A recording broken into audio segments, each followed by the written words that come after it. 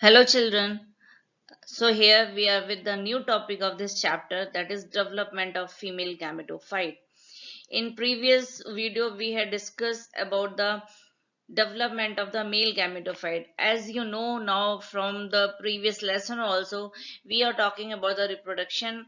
In that, there are the three events. That events are known as a pre-fertilization, fertilization, and post-fertilization. So for the pre-fertilization stage, there is a two things. It's just a reminder. There is a just two stages there. That is the gamete formation and gamete transfer. So in the same case, if we are talking about the reproduction in flowering plants, so that time first thing that we have to know, that is a formation of a gamete. It means we have to know how and where the gametes form in the flower also. So that we are discussing actually in these videos. First we had discussed about the development of a male gametophyte. Means we were talking about the development of the pollen, and inside the pollen we were talking about the male gamete. Now here we are talking about the development of the female gametophyte. Actually, when we are talking about the female gametophyte, that time we are talking about the a typical word we are using for that, that is a embryo sac, right? So in this module we will get to know how the development of the female gametophyte take place in a flowering plant. So female gametophyte development actually require the study of following things. When we are talking about the female gametophyte, you know very well the structure related to the female part in flower is what? That is a pistil, carpel, or you can say gynoecium. So it's a female reproductive part in flower.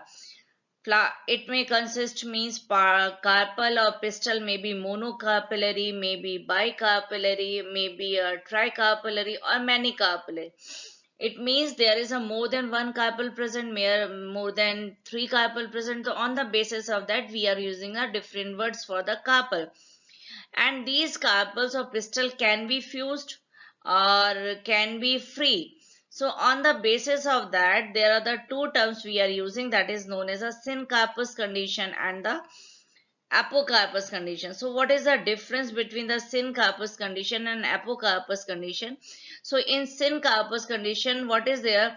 All the, you can see in this diagram also, what happens, all the pistil fuse together, you can see over here. So all the pistil fuse together and make a single, so that we call as a syncarpous condition. And apocarpous condition is what? When the carpels remain free. You can see in this diagram all the carpels are remain free. So this condition is known as apocarpous condition. So syncarpous is fused and apocarpous is free. Example that is given in your book also, syncarpous, a flower, you can say a plant, that is a papaver, and apocarpus michelia. So these are the two examples that we know about the syncarpous and apocarpus condition. Apocarpus condition is very common in rose also, a very common plant.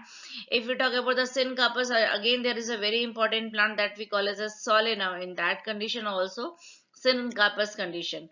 Now if we talk about the structure of a carpel, so it's a very simple structure. What is that? Carpel is having a stigma, that is the topmost part, and it is a receptacle for the pollens. Means when the pollen grains are coming from the stamen, they fall where? They fall on the stigma. So this is very important part for the receiving of pollen grains. So stigma, then followed by a long tubular structure that we call as a style, and it is going to end up with the structure that we call as a ovary. This is the ovary, and this structure attached to the flower, base of the flower, by a solen base that we call as a thalamus, right? So this is the structure of what? This is the structure of a carpel. Now inside the ovary of a carpel, there are the locules. Means number that you have seen in the placenta also, there is a locules present. That locules are known as a ovarian locule. Again I repeat, inside the ovary there are the locules present that we call as a ovarian locule or ovarian cavity. And this cavity is having what? It is having a placenta, and this placenta, actually from this placenta there is a rise of a ovule. So inside the ovary basically a structure present, that we call as a ovule, and another name is for the ovule is the megasporangia. Okay, one more thing, it's you can correlate it with the anther also. If you remember, anther is having a what, they are having a microsporangia, or you can say pollen sac, the structure where the pollen grains are formed, so that is known as a microsporangia. Same in the mega, means megasporangia is a structure, means that commonly we call that as a ovule. In this structure there is a formation of a embryo sac, that is a female gametophyte. In case of anther, it was the formation of a male gametophyte, that was a pollen grains. So in case of female, ovary is having a structure that we call as a ovule, and it is known as a megasporangia. And inside the megasporangia there is a formation of a what, there is a formation of a female gametophyte, or you can say embryo sac. So this is the structure responsible for the development of the female gametophyte in flower. So structure of the megasporangia, or you can say ovule. So what is the structure of the megasporangia? So ovule, what is ovule actually? Ovule is an integumented megasporangia. In that there is a meiosis and megaspore formation take place. What is the meaning of that? Means the ovule is the place in that there is a formation of a megaspores take place. Megaspore is a structure actually that is responsible for the development of the embryo sac, and that embryo sac is having what, it is having a egg and the polar nuclei. So again I repeat, it's very important to correlate the things. What is that? Megasporangia is a ovule, and this structure is responsible for the development of what, there is a formation of the megaspore mother cell, or you can say few of the cell inside of the megasporangia behave as a megaspore mother cell, and these megaspore mother cell divide by a meiosis, and they give rise to a structure that we call as a megaspores, and these megaspores develop into the embryo sac. So before to know the development of the embryo sac, what we have to know? We have to know the structure of the ovule, right? So structure of the ovule, or you can say structure of the megasporangia. So what is that? This part is present where? This part is present in the ovary, and it is attached to the placenta by a stalk. That stalk is known as funicle. As you can see in this diagram also, this is the structure, this is a funicle, stalk like structure. From this portion, this ovule is attached to where? To the ovary, and that arrangement is what, that is a placenta, right?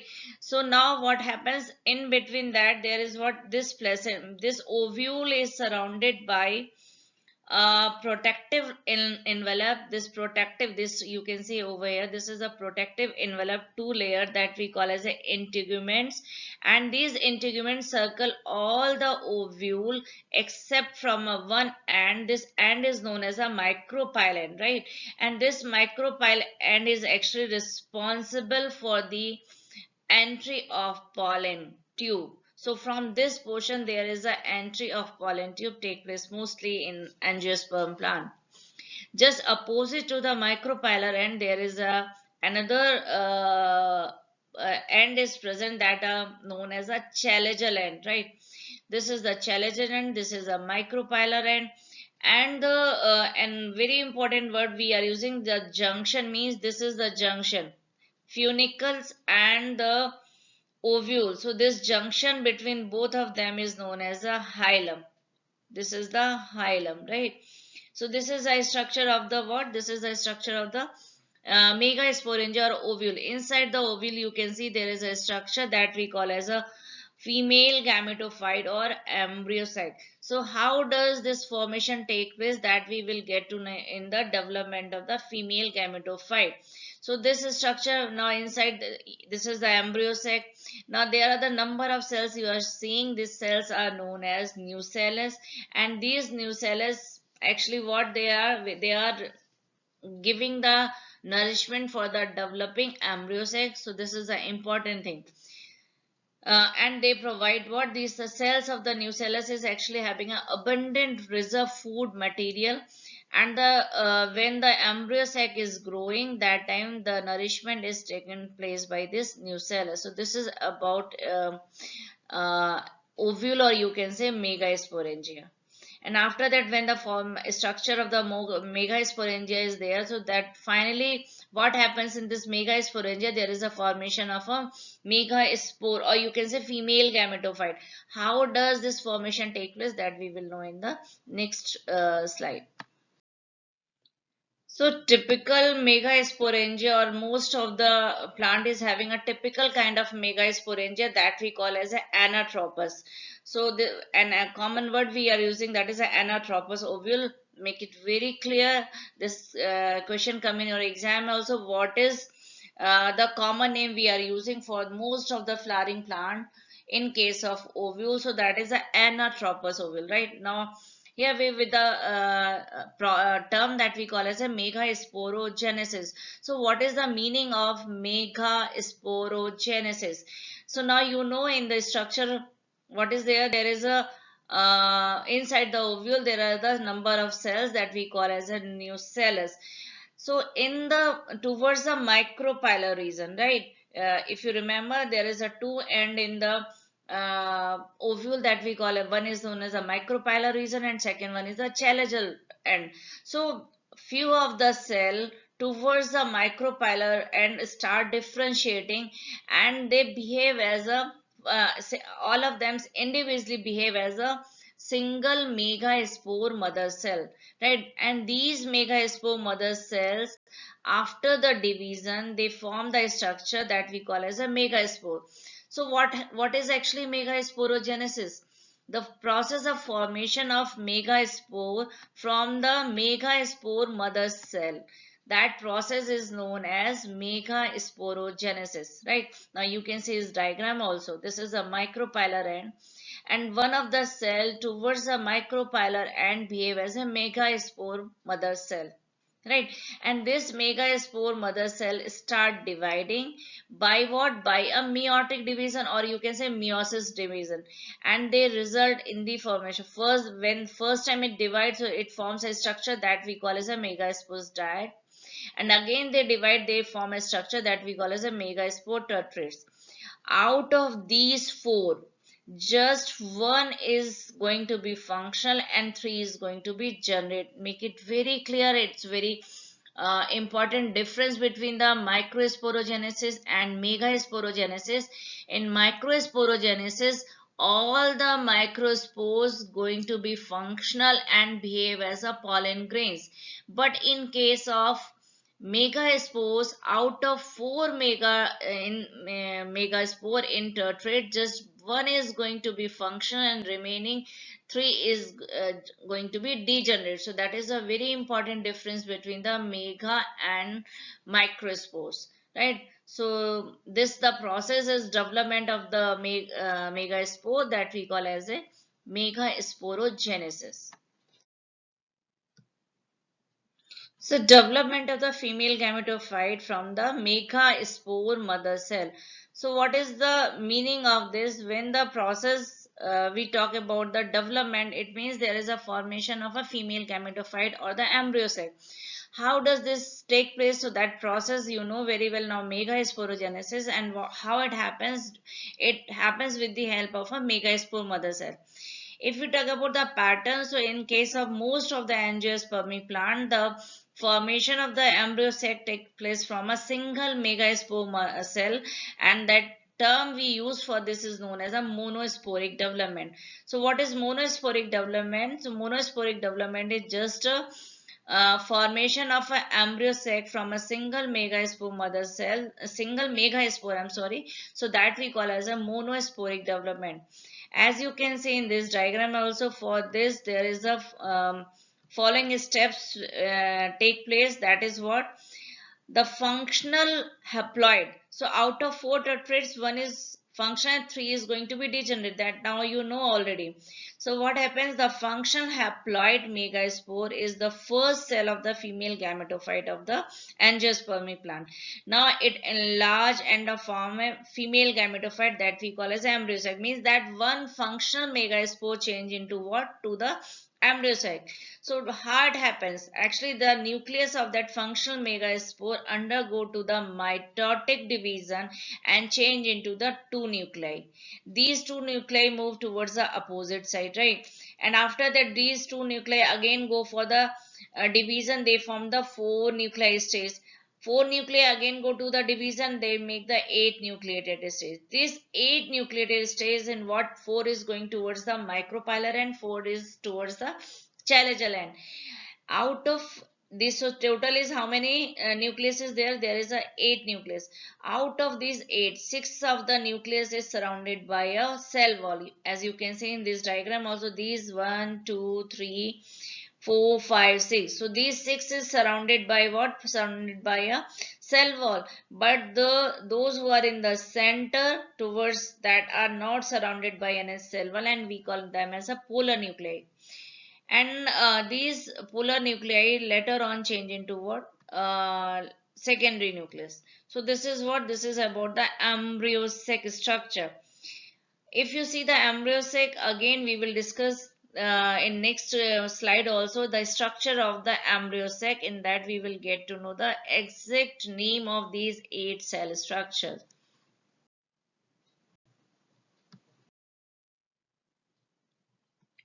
So structure of a mature embryo sac. The very important part of the female flower, female reproductive part, that is the embryo sac, the place where actually fertilization take place. So that structure is known as the embryo sac. So what is the typical structure of embryo sac? If you see in this diagram also, you can see the typical of fully mature structure of the embryo sac. Embryo sac is what? Embryo sac is a 8 nucleus and 7 cell structure. What is the meaning of 8 nucleus? As you can see in this diagram also, how many nucleus is present? 1, 2, 3, 4, 5, 6, 7 and 8. So this is a 8 cell structure, 8 nucleus structure, but 7 cell. How and why I am saying? Because this 1, 2, 3, 4, 5 and 6, these cells are separate, but these central 1, 2 polar nuclei, these central cells are united together, make a single, that we call it. That's why it is known, we call it as a 8 nucleus and 7 cell structure, right? So if you see the chalazel end, there are the two end now, you know, in the ovule, one is known as the chalazel end, one is the micropylar end. So the part of the embryo sac that is towards the chalazel end is having a 3 cell, that cells are known as the antipodal cell. And the part that is present towards the micropylar end, the micropylar end, if you remember, the end that facilitate the entry of the pollen tube. So that end is having again 3 cell. Out of 3 cell, 2 is known as a synergid cell and 1 is known as a X cell. So this structure is present towards the micropylar end, and we call this structure as a egg apparatus. And along with that, towards the micropylar end, there is a presence of a finger-like structure that we call as a filiform apparatus. This is again very important, and this filiform is actually important for guiding the pollen tubes. When the pollen tube comes inside the embryo sac, that time this filiform is very important for guiding the pathway. So this is all about the structure of embryo sac uh, in the development of the female gamete. So in this flow chart, I just tried to show you a complete flow, how the development of this embryo sac take place. So now you know very well, in the ovule there is a cell, that is cell is known as a megaspore mother cell. This megaspore mother cell divide by meiotic division and make a 4 cell structure that we call as a megaspore tertrates. Out of these 4 tertrates, that 3 is going to be degenerate and 1 is become functional, and that we call as a megaspore. This is a haploid structure because the division was a meiotic. Again, you should remember this division was a meiotic. Now after that, this megaspores start dividing by simple mitotic division, and they form two cell stage structure, then four cell stage structure, and finally they reach to a eight cell structure. This eight, out of these three eight cell, three is the antipodal cell, two is the synergid cell, and one is known as a X cell.